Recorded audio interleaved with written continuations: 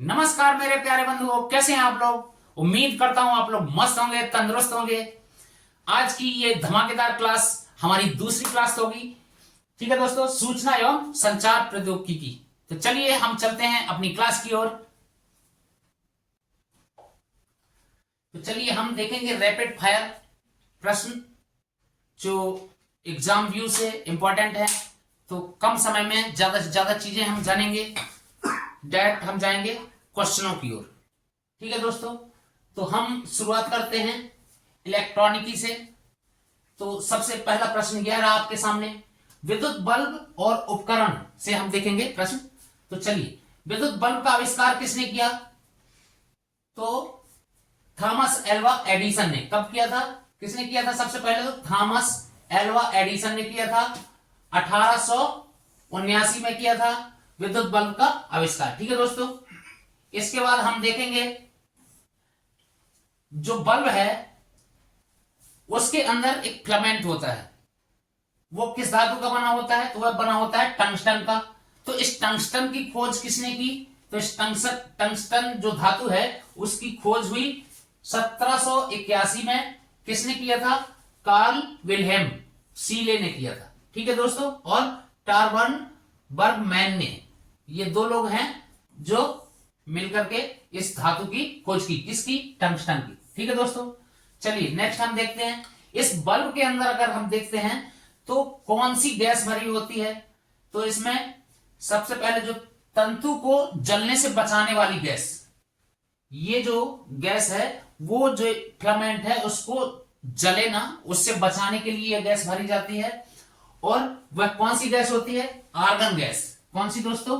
Argon या अक्री nitrogen, जो क्रिया ना करने वाली नाइट्रोजन गैस होती है। ठीक है, वह गैस भरी होती है बल्ब के अंदर। चलिए अब देखते हैं इसका गलनांक कितना होता है इस धातु का, टंगस्टन धातु का। तो फिलामेंट के लिए टंगस्टन का उपयोग इसलिए होता है क्योंकि इसका गलनांक बहुत उच्च होता है। यानी कितना होता है? 3380। ठीक है दोस्तों, चलिए आगे देखते हैं निक्रोम का उपयोग, है ना। तो विद्युत प्रेस जो होता है, जो हमारा इस्त्री करते हैं प्रेस, और हीटर में जो एलिमेंट लगा होता है वो किस चीज के बने होते हैं? निक्रोन, यानी निकेल प्लस क्रोमियम से मिलकर बनता है निक्रोम। ठीक है, तो निक्रोम धातु का होता है। ठीक है दोस्तों, निक्रोम धातु याद रखिएगा, बहुत इंपॉर्टेंट चीजें हैं, ये पूछता है मैक्सिमम एग्जामों में, तो इन चीजों को याद रखिए। ठीक है, ये धातु आ जाता है। कौन सा धातु का फिलामेंट बनता है? तो टंगस्टन धातु का। इसकी खोज किसने किया? इसके बाद जो विद्युत का जो प्रेस है और जो हीटर होता है उसमें कौन से धातु का वायर लगा होता है? तो निक्रोम धातु याद रखिए। ठीक है, चलिए तड़ित चालक यानी लाइटिंग रॉड जो होती है उसके बारे में जान लेते हैं। तड़ित चालक का आविष्कार किसने किया? तो बेंजामिन फ्रैंकलिन ने किया था। किसने किया था? बेंजामिन फ्रैंकलिन द्वारा। कब हुआ था?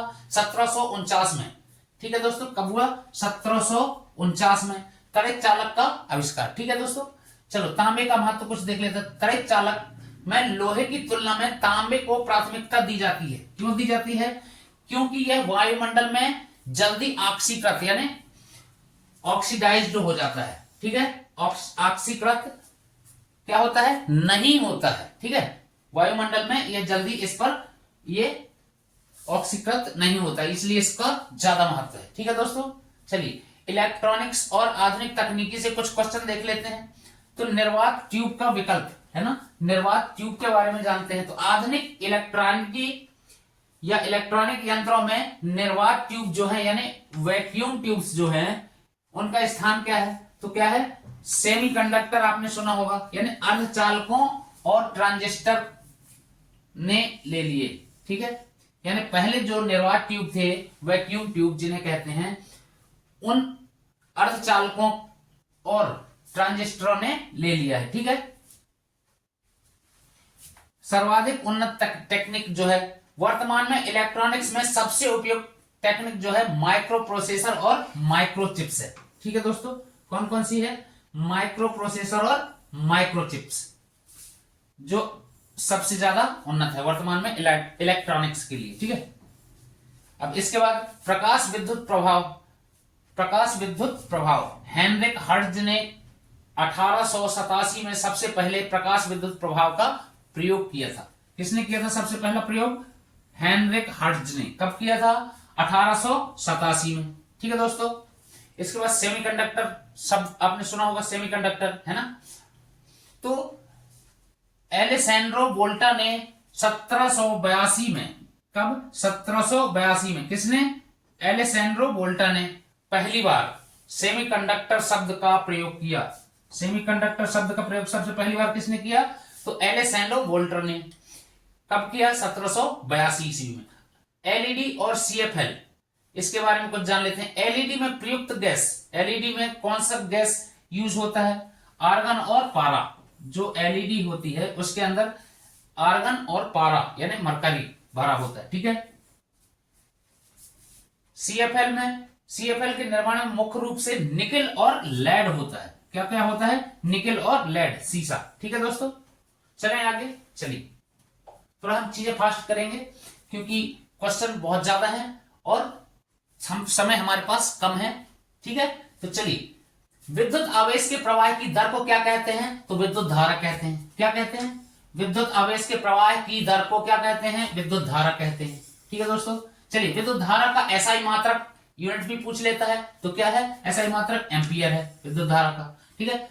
बहुत इंपॉर्टेंट है, इस प्रकार की यूनिट्स जरूर एक ना एक हर एग्जामों में जरूर आता है। तो सारी यूनिट्स आप देखिएगा, फिजिक्स में एसआई मात्रक पूछ लेता है। ठीक है, क्या है किस चीज का। तो चलिए हम चलते हैं आगे। विद्युत धारा किस प्रकार की राशि है? सदिश या अदिश, आपको ये चूज करना है। तो यह अदिश राशि है। कौन सी राशि है? विद्युत धारा अदिश राशि। ठीक है। विद्युत धारा कौन सी राशि है? अदिश राशि। ठीक है। इसके बाद पॉजिटिव और नेगेटिव शब्दावली आपने सुना होगा। इसका प्रयोग सर्वप्रथम किसने किया था? तो बेंजामिन फ्रैंकलिन ने किया था। कब किया था? 1752 में। ठीक है दोस्तों। पॉजिटिव और नेगेटिव, ठीक है, धनात्मक और ऋणात्मक शब्दावली। ठीक है, पॉजिटिव नेगेटिव की। विद्युत आवेश का मात्रक क्या है? देखिए, कूलाम। ठीक है, इस प्रकार से पूछता है। यूनिट्स जरूर है, बहुत इंपॉर्टेंट है। यूनिट्स जरूर एक बार आप रिवाइज कीजिएगा। ठीक है। विभवांतर और विभव, विद्युत विभव। ठीक है। विभवांतर एवं विद्युत विभव का मात्रक क्या है? तो वोल्ट है। ठीक है, क्या है? वोल्ट। इसी प्रकार प्रतिरोध यानी रेजिस्टेंस का मात्रक क्या है? तो इसका है ओम। ओम। ठीक है। इसका ओम का जो लॉ है वो भी बहुत इंपॉर्टेंट है। इसका फार्मूला भी बहुत इंपॉर्टेंट है, जो हमने पिछली क्लास में भी देखा था। ठीक है, तो आप एक बार जरूर उसको फिर से पढ़िएगा। चलिए, ओम्स का नियम यहां हम एक बार और देख लेते हैं। कब और किसने प्रतिपादित किया? ठीक है, ओम्स का लॉ कब और किसने प्रतिपादित किया? तो आपको सिर्फ ओम पता होगा, तो इसका पूरा नाम क्या है? जर्मन के ये वैज्ञानिक हैं जॉर्ज साइमन ओम। इनका पूरा नाम क्या है? जॉर्ज साइमन ओम। कब इस लॉ को प्रतिपादित किया था? तो 1826 में। ठीक है। ओम का नियम क्या होता है? विभवांतर यानी V और धारा I। ठीक है, इसमें विभवांतर का जो ये ओम्स का जो नियम है, इसमें विभवांतर को V से डिनोट करते हैं और धारा को I से। ठीक है दोस्तों। इसी प्रकार विद्युत विभव यानी इलेक्ट्रिक पोटेंशियल का एसआई मात्रक क्या है? तो इसका एसआई मात्रक है जूल पर कूलम या वोल्ट। ठीक है। इसके बाद है इलेक्ट्रॉन पर कौन सा आवेश होता है? ऋण आवेश। ठीक है दोस्तों, कौन सा? ऋण आवेश यानी नेगेटिव चार्ज होता है। ठीक है, चलें आगे। चलिए, इसके बाद देखते हैं अंतरिक्ष से। भारतीय अंतरिक्ष कार्यक्रम का जनक किसे कहा जाता है? तो भारतीय अंतरिक्ष जो है उनके जनक डॉक्टर विक्रम साराभाई को कहा जाता है। किसे कहा जाता है? डॉक्टर विक्रम साराभाई। ठीक है दोस्तों, अंतरिक्ष कार्यक्रम का जनक। ठीक है, जनक अंतरिक्ष कार्यक्रम। अंतरिक्ष जो भारतीय अंतरिक्ष अनुसंधान संगठन इसरो की स्थापना कब हुई थी? तो 15 अगस्त 1969 को भारतीय अंतरिक्ष अनुसंधान संगठन यानी इसरो की स्थापना कब हुई? तो 15 अगस्त 1969 को। इसरो का मुख्यालय कहां पर है? तो बेंगलुरु में है। इसके बाद भारत का पहला उपग्रह कौन सा था? तो आर्यभट्ट। ठीक है, कब लॉन्च हुआ? 19 अप्रैल 1975 को। ठीक है दोस्तों, कब हुआ? 19 अप्रैल 1975 को। आर्यभट्ट उपग्रह को किस देश के सहयोग से छोड़ा गया था? तो सोवियत संघ रूस के सहयोग से। ठीक है, चलिए, भारत का पहला स्वदेशी निर्मित प्रक्षेपण यान, ठीक है, यानी लॉन्च व्हीकल, ठीक है, कौन सा था? तो SLV-3। कौन सा था? SLV-3 था पहला लॉन्च व्हीकल। ठीक है, भारत का प्रथम संचार उपग्रह, तो कम्युनिकेशन सैटेलाइट जो है, कौन सा था? तो एप्पल था। कौन सा था? एप्पल। चलिए, सतीश धवन अंतरिक्ष केंद्र कहां पर स्थित है? तो श्रीहरिकोटा, आंध्र प्रदेश में। कहां पर? श्रीहरिकोटा में। किस प्रदेश में है? आंध्र प्रदेश में। ठीक है, भारत का मंगलयान यानी मार्स ऑर्बिटर मिशन कब लॉन्च किया गया था? तो कब किया गया था? 5 नवंबर 2013 को। ठीक है, चलिए, मंगलयान को किस रॉकेट लॉन्चर जो द्वारा किया गया था? किस रॉकेट द्वारा लॉन्च किया गया था? ठीक है, मंगलयान जो है, इसे किस रॉकेट द्वारा लॉन्च किया गया था? तो इसे किया गया था PSLV C-25 द्वारा। किसके द्वारा? PSLV C-25 के द्वारा। ठीक है, चलिए, चंद्रयान 1 जो है, उसे किस वर्ष लॉन्च किया गया? तो 2008 में लॉन्च किया गया। चंद्रयान 1 को 2008 में लॉन्च किया गया था। चंद्रयान 2 को कब? चंद्रयान 2 जो है, मिशन के लैंडर और रोवर का नाम क्या था? ये बहुत इंपॉर्टेंट है। ठीक है, पिछले 2-3 एग्जामों में यह आया भी, लैंडर और रोवर का नाम। तो लैंडर का नाम विक्रम था और रोवर का नाम प्रज्ञान था। ठीक है, चंद्रयान 2 जो मिशन था, उसमें जो लैंडर था उसका नाम विक्रम था और रोवर का नाम जो था प्रज्ञान था। ठीक है दोस्तों, चलिए, अब जो चंद्रयान 3 हुआ है, उसमें चंद्रमा के दक्षिणी ध्रुव पर कब सॉफ्ट लैंडिंग की गई थी? यानी जो चंद्रमा, जो हमारा ये चंद्रयान 3 है, वह कहां पर हुआ? दक्षिणी ध्रुव पर लैंड। ठीक है, सॉफ्ट लैंडिंग जो हुई थी, वह तारीख पूछ रहा है इधर, किस डेट को हुआ था? तो 23 अगस्त 2023 को हुआ। ठीक है, याद रखना, 23 अगस्त 2023 को। ठीक है दोस्तों, चंद्रमा पर जिस स्थान पर चंद्रयान 3 उतारा गया था, उसे क्या नाम दिया गया? तो शिव शक्ति बिंदु। ठीक है, शिव शक्ति पॉइंट भी कहते हैं इसे, ये भी बहुत इंपॉर्टेंट है। ठीक है, 23 अगस्त को भारत में किस दिन या किस दिवस के रूप में मनाने की घोषणा की गई है? ठीक है, 23 अगस्त को, तो इसे राष्ट्रीय अंतरिक्ष दिवस के रूप में। ठीक है, तो इस प्रकार से भी आ सकता है। राष्ट्रीय अंतरिक्ष दिवस कब मनाया जाएगा या कब मनाया जाता है? तो 23 अगस्त को। ठीक है, चले आगे दोस्तों। चलिए, भारत का पहला सौर मिशन कौन सा था? सन मिशन, तो आदित्य L1 था। ठीक है, चलिए, आदित्य L1 को किस लैंग्वेज बिंदु पर स्थापित किया गया? तो L1 बिंदु पर किया गया। ठीक है, यहां L का मतलब लैंग्वेज। ठीक है, लैंग्वेज 1 है ना। गगनयान मिशन का उद्देश्य क्या था? तो भारतीय अंतरिक्ष यात्रियों को अंतरिक्ष में भेजना, भारत मानव मिशन था। ठीक है, यानी जो भारतीय अंतरिक्ष यात्री हैं, उनको अंतरिक्ष में भेजना। ठीक है, अंतरिक्ष में भेजना मिशन था। ठीक है दोस्तों, चलिए, गगनयान के लिए चुने गए 4 अंतरिक्ष यात्रियों के नाम बताइए। तो पहला प्रशांत नायर, दूसरा अजीत कृष्णन, अंगद प्रताप और सोहांशु। ठीक है, ये 4 लोग, सोहांशु शुक्ला पूरा नाम है इनका। ठीक है, सोहांशु शुक्ला। तो ये 4 यात्री भेजे गए थे अंतरिक्ष में। ठीक है, चले आगे। इसके द्वारा विकसित व्योम मित्र है ना, इसरो द्वारा, जो इसरो है उसके द्वारा विकसित व्योम मित्र क्या है? इसका मतलब क्या है? एक महिला हाफ ह्यूमनॉइड रोबोट। क्या है इसका मतलब? एक महिला हाफ ह्यूमनॉइड रोबोट से है। ठीक है, PSLV का पूरा नाम क्या है? ठीक है, PSLV स्टैंड फॉर पूछ लिया। ठीक है, तो क्या है इसका? Polar satellite launch vehicle. क्या है? Polar satellite launch vehicle. ठीक है दोस्तों, चलिए, GSLV का पूर्ण नाम, तो जियो सिंक्रोनस सैटेलाइट लॉन्च व्हीकल। क्या है? जियो सिंक्रोनस सैटेलाइट लॉन्च व्हीकल। ठीक है, चलिए, किसे रॉकेट वुमेन ऑफ इंडिया कहा जाता है? किसे कहा जाता है रॉकेट वुमेन ऑफ इंडिया? तो रितु कारिधाल को, रितु कारिधाल को। ठीक है, चलिए, किसे मिसाइल मैन ऑफ इंडिया कहा जाता है? ये तो आप सभी लोगों को पता होगा, डॉक्टर APJ अब्दुल कलाम जी को। ठीक है, चलिए, भारत का पहला परमाणु परीक्षण कब और कहां हुआ था? तो 18 मई 1974 को पोखरण में। कहां पर? पोखरण राजस्थान में। ठीक है दोस्तों, कब किया गया था? 18 मई 1974 को। चलो, प्रथम परमाणु परीक्षण का कोड क्या था? ये भी बहुत इंपॉर्टेंट है।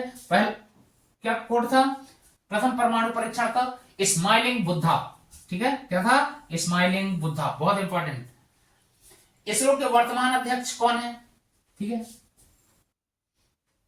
एस सोमनाथ।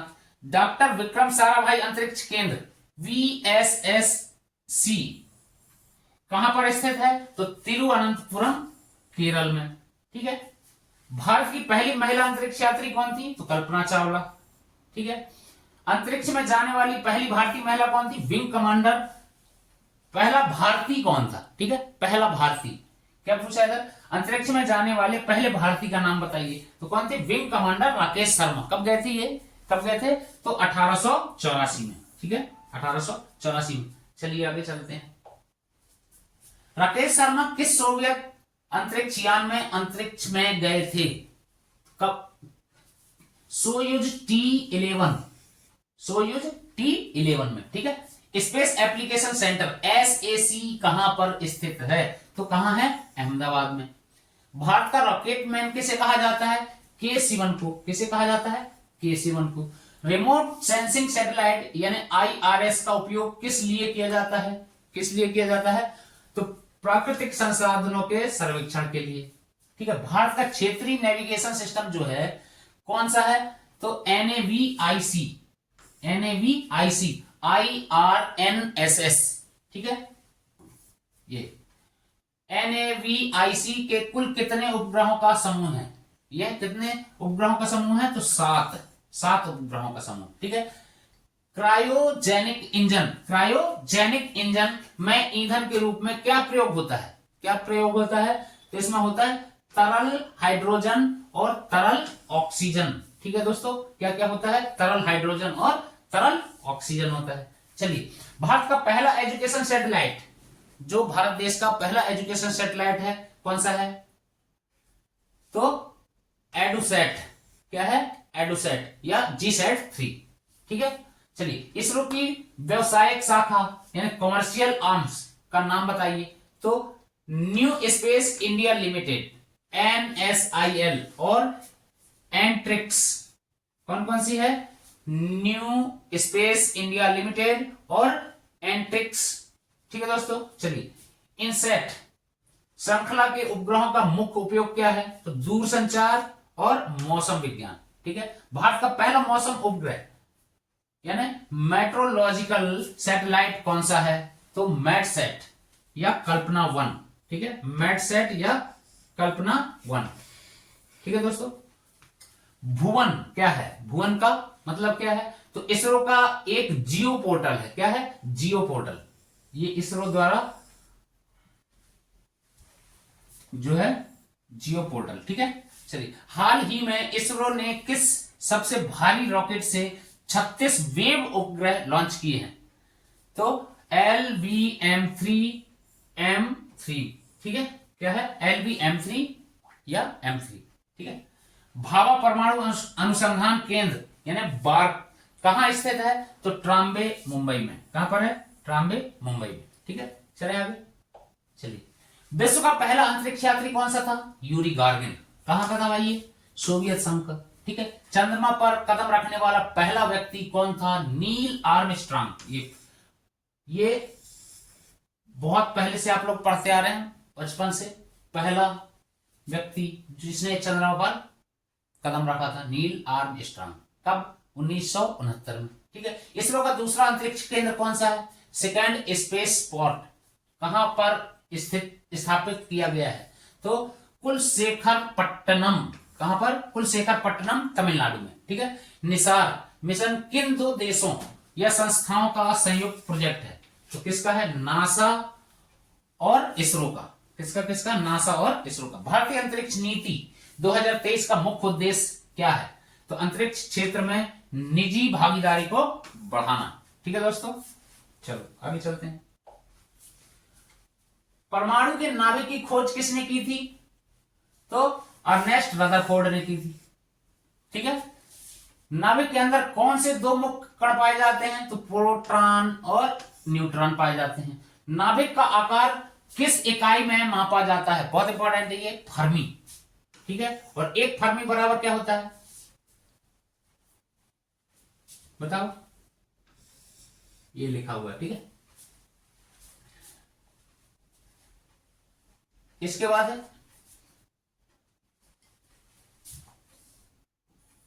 इतना है। ठीक है, 10 स्क्वायर इन ब्रैकेट में -15 यानी बटे 15। ठीक है, 10 स्क्वायर बटा 15 मीटर।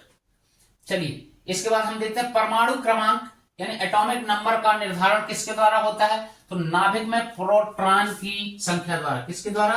नाभिक में जो प्रोटॉन होते हैं उनकी संख्या के द्वारा होता है। ठीक है, रेडियोधर्मिता की खोज किसने की थी? तो हेनरी बैकरेल ने की थी। किसने की थी? हेनरी बैकरेल ने। ठीक है दोस्तों, चलिए, किस यंत्र का उपयोग रेडियोधर्मिता को मापने के लिए किया जाता है? तो जीएम काउंटर। किसका उपयोग किया जाता है? जीएम काउंटर का।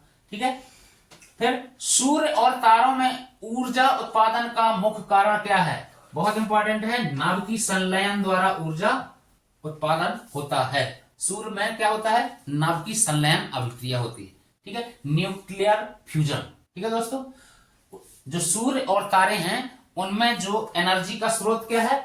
न्यूक्लियर फ्यूजन या नाभिकीय संलयन। ठीक है, हाइड्रोजन बम जो बनता है किस सिद्धांत पर आधारित है? वो किस सिद्धांत पर कार्य करता है? तो वह भी नाभिकीय संलयन की उसमें भी क्रिया कराई जाती है जो अनियंत्रित होती है। ठीक है, अनियंत्रित, जिसे कंट्रोल नहीं किया जा सकता, बहुत अधिक मात्रा में उसमें एनर्जी प्रोड्यूस होती है। ठीक है, नाभिकीय संलयन, अनियंत्रित नाभिकीय संलयन। ठीक है, हाइड्रोजन बम का जो है एक उदाहरण। परमाणु बम जो होता है, एटॉमिक बम, किस सिद्धांत पर कार्य करता है? तो नाभिकीय विखंडन। किस पे करता है? नाभिकीय विखंडन यानी न्यूक्लियर फ्यूजन पर। ठीक है, न्यूक्लियर फ्यूजन। भारत का पहला परमाणु रिएक्टर कौन सा है? बहुत इंपॉर्टेंट है, याद रखिए, अप्सरा। ठीक है, अप्सरा नाम का जो है परमाणु रिएक्टर। चलिए, अब इसके बाद नाभिकीय रिएक्टर में मंदक जो है मॉडरेटर के रूप में किसका उपयोग किया जाता है? तो भारी जल यानी D2O। किसका? D2O, भारी जल का। ठीक है, या ग्रेफाइट का, ग्रेफाइट। ठीक है, इसके बाद रिएक्टर में नियंत्रक छड़ें जो होती हैं यानी कंट्रोल रॉड्स के निर्माण में किसका उपयोग होता है? तो कैडमियम या बोरान का, कैडमियम छड़ें या बोरान की छड़ें। ठीक है, रेडियोधर्मी क्षय के दौरान निकलने वाली किन किरणों को भेदन क्षमता सर्वाधिक होती है? किसकी होती है? गामा किरणों की। किसकी? गामा किरणों की सबसे। ठीक है, सर्वाधिक। जीवाश्मों और पुरानी चट्टानों की आयु निर्धारित करने के लिए किस पद्धति का उपयोग किया जाता है? कार्टी। तो इसमें कार्बन डेटिंग की, किस कार्बन डेटिंग किसमें से? C14, carbon 14। ठीक है, याद रखिए, कार्बन 14, कार्बन डेटिंग बोलते हैं उसे। ठीक है, नाभिकीय रिएक्टर जो है में ईंधन के रूप में मुख्य रूप से किसका उपयोग किया जाता है? यूरेनियम 235 या प्लूटोनियम 239। ये बहुत इंपॉर्टेंट है, यूरेनियम 235 या प्लूटोनियम 239। ठीक है दोस्तों, चलिए, कैंसर के उपचार में किस रेडियोधर्मी समस्थानिक या आइसोटोप का उपयोग किया जाता है? तो कोबाल्ट 60। किसका? कोबाल्ट 60। ठीक है, चलिए आगे। कैंसर के उपचार में किस रेडियोधर्मी समस्थानिक का? तो कोबाल्ट 60 का। ठीक है, घेंगा रोग के निदान के लिए किस समस्थानिक का उपयोग किया जाता है? तो आयोडीन 131, आयोडीन 131, याद रखिए। ठीक है, घेंगा के लिए। ठीक है, अब पॉजिट्रॉन की खोज किसने की थी? तो कार्ल एंडरसन ने। किसने की थी? कार्ल एंडरसन ने। द्रव्यमान ऊर्जा का संबंध समीकरण क्या है? E = mc²। और किसने किया था? अल्बर्ट आइंस्टीन ने। ठीक है, ये बहुत इंपॉर्टेंट इक्वेशन है। ठीक है दोस्तों, E mc²। ठीक है, ये फार्मूला आइंस्टीन, अल्बर्ट आइंस्टीन जी ने दिया था। द्रव्यमान ऊर्जा संबंध का जो समीकरण है या इक्वेशन। ठीक है, भारत के परमाणु ऊर्जा आयोग की स्थापना कब हुई? तो अगस्त में हुई, 1948 में। कब हुई थी? 1948 में। ठीक है, चलिए, भारतीय अंतरिक्ष कार्यक्रम का जनक किसे कहा जाता है? तो डॉक्टर विक्रम साराभाई को। ठीक है, भारतीय अंतरिक्ष अनुसंधान संगठन इसरो की स्थापना 15 अगस्त 69 को। इसरो का मुख्यालय ये शायद हमने पढ़ लिया है, शायद दोबारा रिपीट हो गया, चलिए फिर भी एक बार देख लेते हैं। चलिए, भारत का पहला उपग्रह आर्यभट्ट, ठीक है। सतीश धावन अंतरिक्ष श्रीहरिकोटा। भारत का पहला स्वदेशी निर्मित उपग्रह रोहिणी RS-1, ठीक है।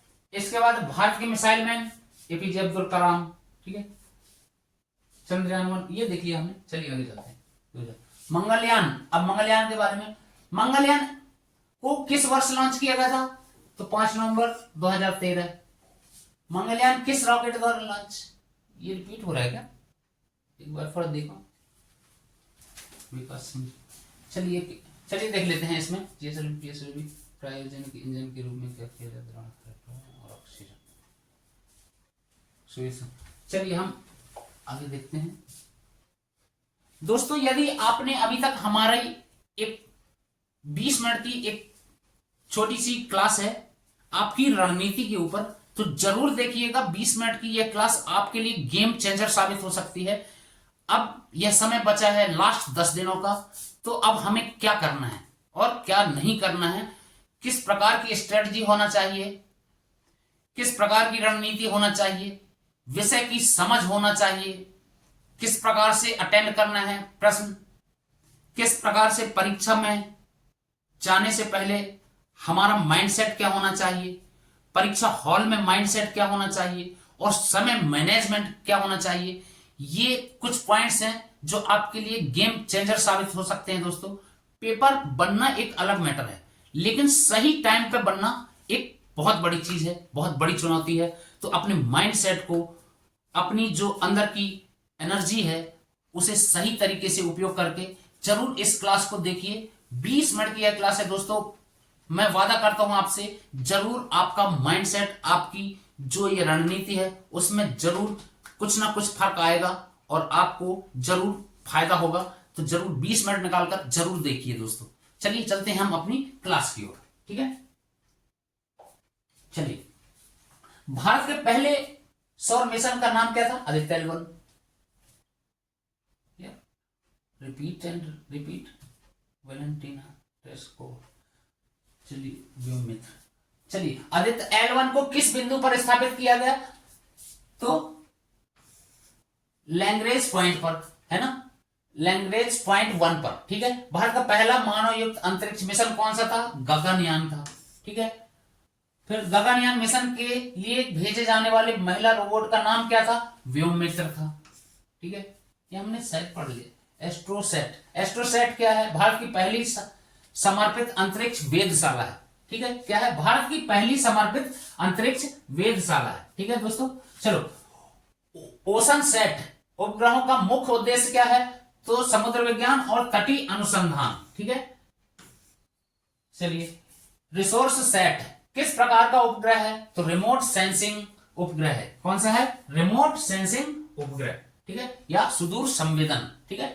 चलिए, इनसेट प्रणाली का उपयोग मुख्य रूप से किस क्षेत्र में होता है? तो दूरसंचार और मौसम विभाग के लिए, ठीक है। भारत द्वारा छोड़ा गया पहला शैक्षणिक उपग्रह तो एडोसैट है, ठीक है। वैश्विक अंतरिक्ष तथ्य और विविध के बारे में कुछ जान लेते हैं। अंतरिक्ष में जाने वाला पहला जानवर कौन सा था? अंतरिक्ष में जो जानवर गया पहला कौन सा था? तो एक बिच गई थी, यानी कुतिया, उसका नाम था लाइका, ठीक है। क्या नाम था? लाइका। अंतरिक्ष में जाने वाला प्रथम व्यक्ति यूरी गार्गिन था, ठीक है। और चंद्रमा पर पहला कदम रखने वाला नील आर्मस्ट्रांग 1969 में। विश्व की पहली महिला अंतरिक्ष यात्री कौन सी थी? वेलेंटीना टेरेस्कोवा, वेलेंटीना टेरेस्कोवा, ठीक है। हबल क्या है? तो एक प्रसिद्ध अंतरिक्ष दूरबीन है, ठीक है। ये क्या? हबल क्या है? तो एक टेलीस्कोप का नाम है, ठीक है। चलिए आगे चलते हैं। इसके बाद हाल ही में किस देश ने अपनी नूरी नाम की रॉकेट लॉन्च किया है? नूरी, तो किसने किया है? दक्षिण कोरिया ने किया है, ठीक है। आर्टेमिस मिशन किस एजेंसी से संबंधित है? तो नासा से। कौन? आर्टेमिस, ठीक है दोस्तों। अंतरिक्ष में सबसे लंबे समय तक रहने वाली महिला कौन है? तो क्रिस्टीना कोच। कौन है? Christina Koch. विश्व का पहला कृत्रिम उपग्रह कौन सा है? स्पुतनिक 1। कौन सा है? स्पुतनिक 1 1957 में लॉन्च किए गए, ठीक है। चलिए, भारतीय अंतरिक्ष अनुसंधान संगठन जो इसरो है का आदर्श वाक्य क्या है? मानव जाति की सेवा और अंतरिक्ष प्रौद्योगिकी। क्या है? मानव जाति की सेवा और अंतरिक्ष प्रौद्योगिकी। ठीक है। आर्टेमिस 2 मिशन जो है कब कब हुआ? तो 10 अप्रैल 2026 को चंद्रमा के चारों ओर चक्कर लगाकर सुरक्षित लौटने वाला नासा का पहला मानव युक्त परीक्षण मिशन कौन सा है? आर्टेमिस 2। ठीक है, कौन सा है? आर्टेमिस 2। कब? 10 अप्रैल 2026 को। ये अभी लेटेस्ट है, 10 अप्रैल 2026 को चंद्रमा के चारों ओर चक्कर लगाकर सुरक्षित लौटने वाला कौन सा है? आर्टेमिस 2। ठीक है, नासा का पहला मानव युक्त परीक्षण मिशन। इसके बाद चलिए निसार जो है, निसार मिशन जो है इसरो और नासा का संयुक्त पृथ्वी अवलोकन मिशन जो 2025-26 में लॉन्च हुआ। ठीक है, अभी 25-26 में, जिसका उद्देश्य क्या था? दोहरी आवृत्ति। ठीक है, क्या था? दोहरी आवृत्ति एल और एस बैंड जो है, एल बैंड और एस बैंड है ना, रडार द्वारा पृथ्वी की सतह के परिवर्तनों को अध्ययन करना। ठीक है, जो है रडार के द्वारा पृथ्वी की सतह में जो परिवर्तन हो रहा है उसका अध्ययन करना इसका उद्देश्य था। ठीक है, चांगई 7 क्या है? चांगई 7 जो है चीन द्वारा 2026 के अंत तक चंद्रमा के दक्षिण ध्रुव पर जल बर्फ की खोज के लिए भेजे जाने वाला मिशन का नाम है। ठीक है, अब ये लेटेस्ट है, ये एक 2026 जो अभी चल रहा है इसके अंत में, ठीक है, इसके लास्ट तक इस साल के ये चाइना द्वारा जो है भेजा जाएगा, जिसका नाम क्या है? चांगई 7। ठीक है, उसमें क्या होगा? जो दक्षिणी ध्रुव है चंद्रमा का, उसमें जो जल और बर्फ है ना, जो जल और बर्फ है उसकी खोज की जाएगी। उसके लिए यह मिशन लॉन्च किया जाएगा। ठीक है, जिसका नाम क्या है? चांगई 7। ठीक है दोस्तों, अब एशियन स्पेस पायनियर, ठीक है, इसके बारे में जान लेते हैं। हाल ही में जो जून है ना, जून 2025, किस भारतीय अंतरिक्ष यात्री ने एक्सिस मिशन एक्सिस 4 के तहत अंतरराष्ट्रीय अंतरिक्ष स्टेशन ISS पर 18 दिन बिताए? 18 दिन एक्सेस 4 पर। तो कौन है वो? Group captain Shubhanshu Shukla. कौन है? ग्रुप कैप्टन शुभांशु शुक्ला, जिन्होंने 18 दिन बिताए। कहां पर? AX4 पे। ठीक है, एक्सेस 4। ठीक है, चलिए स्टारशिप V3 दुनिया के सबसे शक्तिशाली रॉकेट स्टारशिप के उन्नत संस्करण यानी वर्जन 3 का परीक्षण मई 2026 में किस कंपनी द्वारा निर्धारित है? स्पेस एक्स द्वारा। ठीक है, मई में निर्धारित है। ठीक है दोस्तों,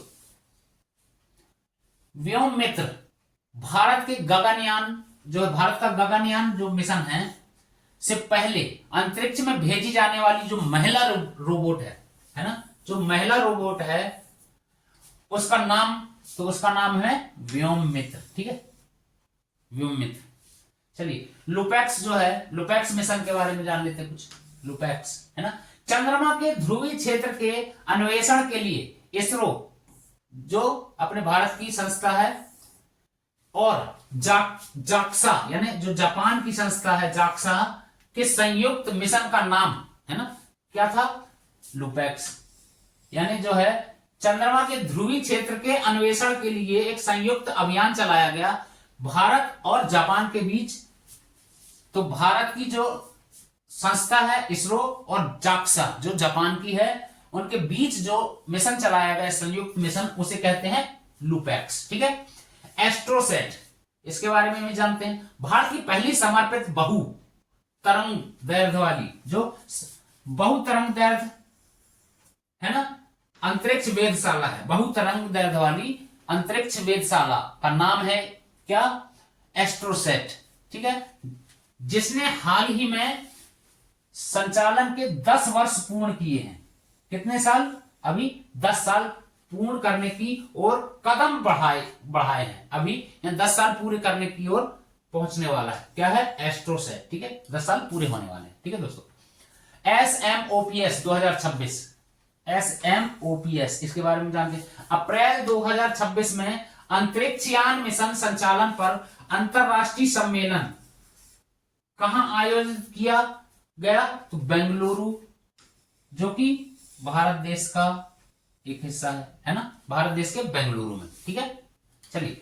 यूरोपा क्लिपर, नासा का वह कौन सा मिशन है जो बृहस्पति के बर्फीले चंद्रमा यूरोपा पर जीवन की अनुकूलता की जांच कर रहा है? तो यूरोपा क्लिपर। ठीक है, चलें आगे।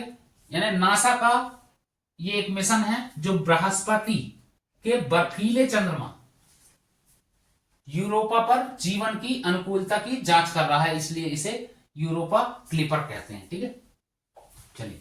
भारत की पहली स्वदेशी बैलिस्टिक मिसाइल। ठीक है, मिसाइलों में से भी एक दो क्वेश्चन आ जाते हैं, इसकी रेंज पूछ लेता है।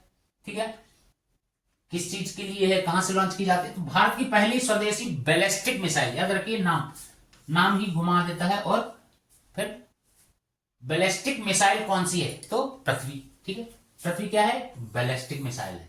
ठीक है, भारत में निर्मित यानी पहली स्वदेशी बैलिस्टिक मिसाइल है, याद रखिए। ठीक है दोस्तों, भारत की पहली बैलिस्टिक मिसाइल। ठीक है, पृथ्वी। फिर अग्नि 5 मिसाइल जो है उसकी मारक क्षमता कितनी है? तो 5000 किलोमीटर। ठीक है, अग्नि 5 जो है उसकी क्षमता कितनी है? मारक क्षमता 5000 किलोमीटर से भी अधिक है। ठीक है, ICBM। ठीक है, ब्रह्मोस जो है, ब्रह्मोस मिसाइल जो है किन दो देशों का संयुक्त उपक्रम है? तो भारत और रूस का। किसका? भारत और रूस का संयुक्त मिश्रित उपक्रम है। ठीक है, सतह से हवा में मार करने वाली आकाश जो है, यानी कहां से? सतह से हवा में। ठीक है, यानी ग्राउंड टू एयर। ठीक है, आकाश जो है, आकाश मिसाइल जो है, आकाश मिसाइल की श्रेणी क्या है? यानी ये कम दूरी की मिसाइल है। ठीक है, ये क्या है? कम दूरी की मिसाइल है। ठीक है दोस्तों, चलिए। भारत की एकमात्र दागो और भूल जाओ यानी फायर एंड फॉरगेट वाली। ठीक है, कौन सी? फायर एंड फॉरगेट, दागो और भूल जाओ एंटी टैंक मिसाइल का नाम क्या है? नाग, याद रखिए, नाग। ठीक है, चलिए। निर्भय किस प्रकार की मिसाइल है? जो निर्भय मिसाइल है वो किस प्रकार की है? यानी सबसोनिक क्रूज मिसाइल है। कौन सी है? Subsonic cruise missile. ठीक है दोस्तों, हवा से हवा में मार करने वाली भारत की पहली मिसाइल का नाम बताओ? अस्त्र। कौन सी है? अस्त्र। ठीक है दोस्तों, हवा से हवा में। सौर्य मिसाइल जो है, सौर्य, याद रखिए, सौर्य मिसाइल किस प्रकार की मिसाइल है? हाइपरसोनिक, सतह से सतह पर मार करने वाली। कौन सी है? सतह से सतह, ग्राउंड टू ग्राउंड। ठीक है, हाइपरसोनिक। प्रहार मिसाइल जो है इसकी मारक क्षमता कितनी है? प्रहार मिसाइल जो है इसकी क्षमता कितनी है? 150 किलोमीटर। कितनी है? 150 किलोमीटर। ठीक है, चलिए। इसके बाद जो है K-15 सागरिका। क्या है? K-15 सागरिका क्या है? ये पनडुब्बी से लॉन्च की जाने वाली बैलिस्टिक मिसाइल है। क्या है? बैलिस्टिक मिसाइल है। इसे कहां से लॉन्च किया जाता है? तो पनडुब्बी से। ठीक है, चलिए। अब कुछ विमान और हेलीकॉप्टर्स के बारे में जान लेते हैं, यानी एयरक्राफ्ट एंड हेलीकॉप्टर्स। ठीक है, भारत का पहला स्वदेशी लड़ाकू विमान का नाम तो क्या है? LCA है ना, यानी स्वदेशी लड़ाकू विमान। कौन सा है? तो तेजस। कौन सा है? तेजस। इसके बाद भारत ने राफेल लड़ाकू विमान किस देश से खरीदा है? फ्रांस से। कहां से खरीदा? फ्रांस से। प्रचंड क्या है? LCH। प्रचंड LCH क्या है? तो स्वदेशी हल्का लड़ाकू हेलीकॉप्टर है। क्या है? हेलीकॉप्टर है ये।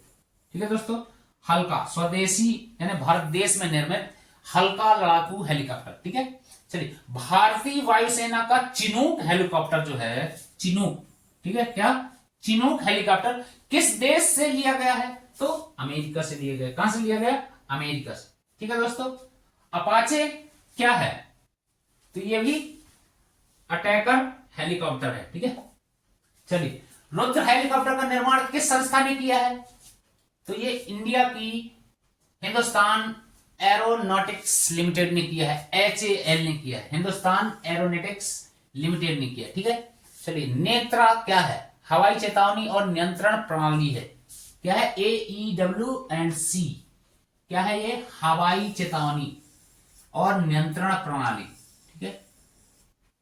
भारत का सबसे भारी मालवाहक विमान कौन सा है, तो C-17 ग्लोब मास्टर। कौन सा है, C-17 ग्लोब मास्टर। MiG-21 विमान किस देश की तकनीकी पर आधारित थे, सोवियत संघ और रूस, सोवियत संघ रूस। ठीक है। सुखोई 30 MKI जो है, सुखोई 30 MKI का निर्माण भारत में कौन सी कंपनी करती है, HAL करती है। ठीक है, ये लाइसेंस के तहत। ठीक है। नौसेना और पनडुब्बियां यानी नेवी और सबमरीन के बारे में कुछ जान लेते हैं। भारत का पहला स्वदेशी विमान वाहक पोत कौन सा है, IAC-1। ठीक है। INS विक्रांत नाम है, क्या नाम है, INS विक्रांत। ठीक है। भारत की पहली परमाणु संचालित पनडुब्बी कौन सी है, तो INS अरिहंत। क्या नाम है, अरिहंत, INS अरिहंत। ठीक है दोस्तों। प्रोजेक्ट 75 याद रखिए, प्रोजेक्ट 75 के तहत निर्मित पनडुब्बियां किस श्रेणी की हैं, तो कलवरी श्रेणी की हैं। किस श्रेणी की, कलवरी श्रेणी। ठीक है दोस्तों। INS विक्रमादित्य जो है, INS विक्रमादित्य भारत ने किस देश से खरीदा है, तो रूस से खरीदा है। ठीक है। INS बेला, INS बेला याद रखिए, बेला क्या है, यह एक स्कॉर्पियन श्रेणी की पनडुब्बी है। क्या है, स्कॉर्पियन श्रेणी की पनडुब्बी। ठीक है। भारतीय नौसेना का P-8I, जो भारतीय नौसेना है उसका P-8I जो है विमान किस कार्य के लिए उपयोगी है, या उपयोग में लाया जाता है, तो समुद्र की गश्ती के लिए और पनडुब्बी रोधी युद्ध के लिए। ठीक है। समुद्र गश्ती और पनडुब्बी रोधी युद्ध के लिए। ठीक है। चलिए, वर्णास्त्र, वर्णास्त्र क्या है, तो स्वदेशी भारी वजन वाला टारपीडो है। ठीक है। क्या है, भारी वजन, बहुत ज्यादा वजन वाला एक टारपीडो है, भारत देश का स्वदेशी भारी वजन वाला टारपीडो। ठीक है। INS मर्मगांव, क्या है, INS मर्मगांव क्या है, एक स्टील्थ गाइडेंस मिसाइल है जो डिस्ट्रॉयर 29 प्रोजेक्ट 17A है ना। INS मर्मगांव क्या है, तो क्या है, ये एक स्टील्थ गाइडेंस मिसाइल डिस्ट्रॉयर 29 है। ठीक है। प्रोजेक्ट 17 किससे संबंधित है, ठीक है, प्रोजेक्ट जो 70A है किससे संबंधित है, तो नीलगिरी श्रेणी के स्टील्थ फ्रिगेट्स के निर्माण से संबंधित है। किससे, स्टील्थ फ्रिगेट्स के निर्माण से संबंधित है। ठीक है। जो प्रोजेक्ट 17A है ये अलग क्वेश्चन है। ठीक है।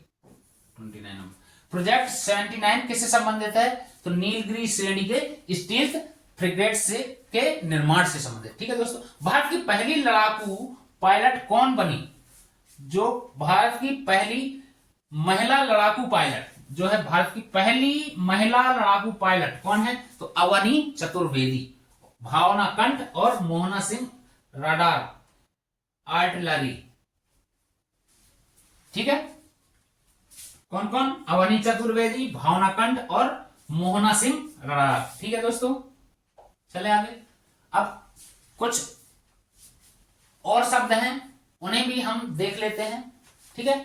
तो कंप्यूटर शब्द की उत्पत्ति लैटिन शब्द से हुई है। किससे हुई है कंप्यूटर शब्द की उत्पत्ति, थोड़ा कंप्यूटर की ओर देखते हैं, कुछ प्रश्न। कंप्यूटर शब्द की उत्पत्ति किससे हुई है, कंप्यूट शब्द से हुई है। किससे, कंप्यूट से। ठीक है, कंप्यूट से। ठीक है।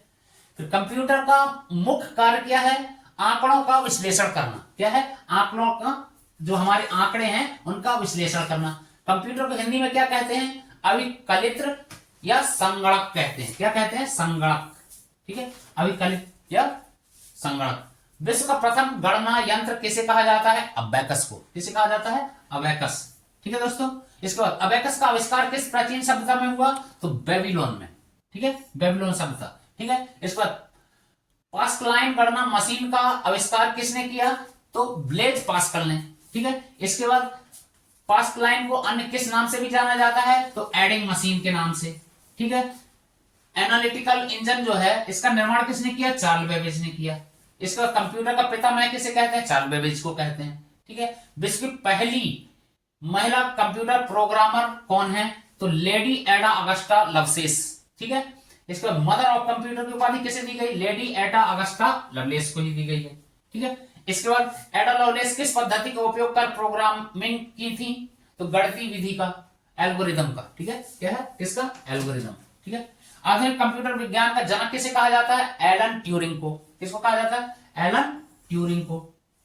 इसके बाद प्रथम इलेक्ट्रॉनिक डिजिटल कंप्यूटर का डिजाइन किसने तैयार किया था? तो डॉक्टर एलन ट्यूरिंग ने, ठीक है। इसके बाद कंप्यूटर मशीन का प्रथम प्रस्ताव किसने प्रस्तुत किया?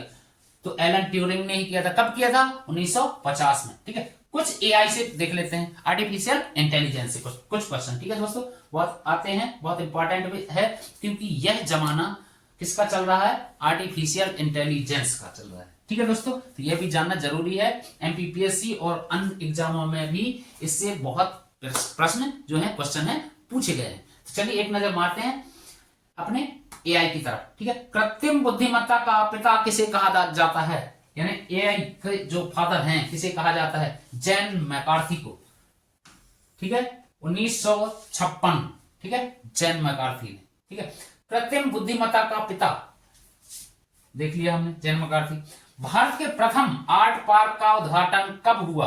तो 14 मार्च 2022 को। कब हुआ? याद रखना, 14 मार्च 2022 को, ठीक है। प्रथम आर्ट पार्क, एआरटी पार्क, ठीक है। इसके बाद आर्ट पार्क का पूर्ण रूप क्या है?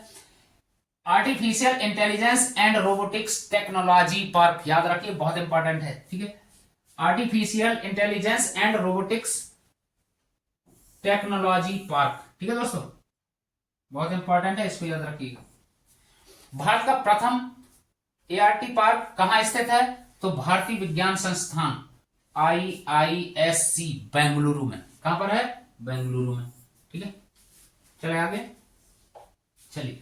कंप्यूटर में बाइनरी प्रणाली जो है, यानी 0 और 1 है ना, 0-1 बाइनरी का विकास किसने किया था? तो जॉन वॉन न्यूमैन ने, ठीक है। और इस प्रोग्राम को मेमोरी में संचित करने का श्रेय भी किसे जाता है? जॉन वॉन न्यूमैन को ही जाता है, ठीक है। इसके बाद भारत में जो कृत्रिम बुद्धिमत्ता का पिता किसे कहते हैं? यानी भारत में एआई के फादर, तो राज रेड्डी को कहते हैं। ये भी बहुत इंपॉर्टेंट है, भारत के एआई के पिता, ठीक है। राज रेड्डी को किस प्रतिष्ठित पुरस्कार से सम्मानित किया जा चुका है? ट्यूरिंग पुरस्कार से। कब? 1994 में, ठीक है। ट्यूरिंग पुरस्कार को किस क्षेत्र का नोबेल कहा जाता है? तो कंप्यूटर विज्ञान, है ना, कंप्यूटर विज्ञान। शकुंतला देवी को मानव कंप्यूटर के लिए, ठीक है। मानव कंप्यूटर जो है, यानी ह्यूमन कंप्यूटर के नाम से कौन प्रसिद्ध है? शकुंतला देवी, ठीक है। कौन है? शकुंतला देवी। भारत की, ऐसे पूछ सकता है क्वेश्चन, भारत की जो प्रसिद्ध ह्यूमन कंप्यूटर कौन है? शकुंतला देवी, ठीक है। शकुंतला देवी का कंप्यूटर से मुकाबला किस विश्वविद्यालय में हुआ था? तो बौद्धिक यूनिवर्सिटी अमेरिका में हुआ था। कब हुआ था? 1977 में। शकुंतला देवी ने 201 अंकों का 23वां मूल जो है, 201 अंक है ना, 23वां मूल कितने समय में निकाला था? यानी 201 अंकों का 23वां मूल, है ना, कितने समय में निकाला था? यानी कैलकुलेटर से भी तेज 50 सेकेंडों में निकाल कर रख दिया था, ठीक है दोस्तों। कंप्यूटर से भी तेज 50 सेकेंड में। अब सोच सकते हो, कंप्यूटर से भी फास्ट उनका कैलकुलेशन था, ठीक है। चलिए, शकुंतला देवी ने 13 अंकी संख्याओं की गणना कर विश्व रिकॉर्ड बनाया था, ठीक है। यानी 13 अंकों की जो संख्या है उसकी गणना करके विश्व रिकॉर्ड बना दिया था, ठीक है। तो वह कब बनाया था? 18 जून 1980 को, ठीक है दोस्तों, याद रखिए, 18 जून 1980, ठीक है। 13 अंक की गणना के लिए उन्हें किस वर्ष Guinness book of world record में जो है स्थान मिला था? तो 1982 में। भारत में समलैंगिकता पर पहली पुस्तक द वर्ड ऑफ होमोसेक्सुअल्स किसने लिखी? तो शकुंतला देवी ने लिखी। कंप्यूटर नेटवर्किंग और विकास, है ना, किसने लिखा था? शकुंतला देवी ने। कंप्यूटर नेटवर्किंग और विकास, ठीक है, के बारे में। चलिए, विश्व के प्रथम इलेक्ट्रॉनिक डिजिटल कंप्यूटर ENIAC का निर्माण कब हुआ? तो 1946 में हुआ, ठीक है।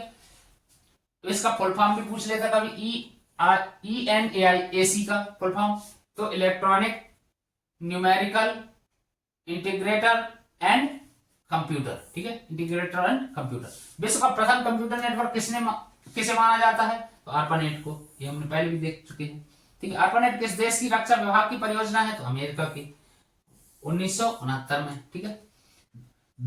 डीप ब्लू, ये शब्द भी याद रखिए, डीप ब्लू, है ना। कंप्यूटर ने गैरी कास्परोव को कब हराया था? तो कब हराया था? 10 फरवरी 1996 को, ठीक है। डीप ब्लू कंप्यूटर का निर्माण किस कंपनी ने किया था? तो IBM ने किया था, ठीक है। पर्सनल कंप्यूटर का पिता किसे कहते हैं? तो हेनरी एडवर्ड रॉबर्ट को कहते हैं। प्रथम पर्सनल कंप्यूटर का नाम क्या था? तो Altair 8800, क्या है? ALTAIR 8800, ठीक है। चले आगे, चलिए। एप्पल इंक, है ना, एप्पल इंक के संस्थापक कौन है? तो स्टीव जॉब्स, ठीक है। लैपटॉप कंप्यूटर का पिता किसे कहते हैं? एडम ऑसबॉर्न को, ठीक है। प्रथम लैपटॉप कंप्यूटर का निर्माण कब हुआ? तो 1981 में हुआ, ठीक है। पेंटियम प्रोसेसर जो है उसके फादर किसे क्या कहा जाता है? यानी फादर ऑफ पेंटियम प्रोसेसर, तो विनोद धाम को कहा जाता है, ठीक है। अब हम कुछ शब्दावली और देखते हैं। कंप्यूटर साक्षरता शब्द का प्रथम प्रयोग किसने किया था? जो कंप्यूटर साक्षरता है, इस शब्द का प्रथम प्रयोग किसने किया था? तो आर्थर लोहरमैन ने। कब किया था? 1964 में किया था, ठीक है, आर्थर लोहरमैन ने, ठीक है। इसके बाद विश्व कंप्यूटर साक्षरता दिवस कब मनाया जाता है? 2 दिसंबर को मनाया जाता है, ठीक है। केरल के मलप्पुरम जिले में अक्षय परियोजना कब शुरू हुई? तो 18 नवंबर 2002 को शुरू हुई, ठीक है। अक्षय परियोजना की शुरुआत किस राष्ट्रपति ने की थी? तो APJ अब्दुल कलाम जी साहब ने की थी, ठीक है। चलिए, भारत का प्रथम 100% ई साक्षर जिला कौन सा है? तो कौन सा है? मलप्पुरम, केरल, ठीक है। 100% कंप्यूटर साक्षर मलप्पुरम, केरल, ठीक है। कंप्यूटर शब्दावली में आर का अर्थ क्या है? ठीक है, आर का, कंप्यूटर की शब्दावली में आर का मतलब क्या है? रिसर्च या अनुसंधान, ठीक है।